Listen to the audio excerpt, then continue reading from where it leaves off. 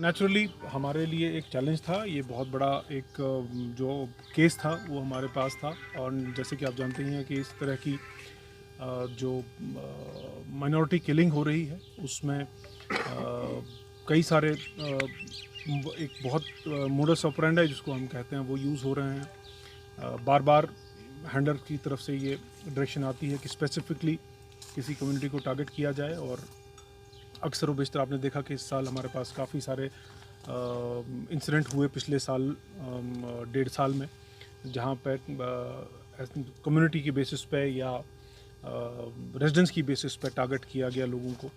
और जैसे कि इस केस में भी आप देखेंगे कि जो विक्टिम था वो बहुत ही एक गरीब आदमी था और अपनी फैमिली को सपोर्ट करने के लिए यहाँ पे एक मेले में काम कर रहा था।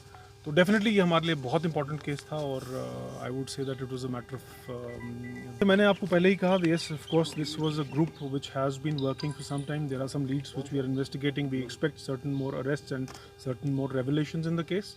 And at the same time, I would say that this is a classical example of what we have been talking about, a hybrid terrorist module, in which a complete fresher, a complete young, impressionable mind is used by handlers across and targeted to carry out such dastardly attacks.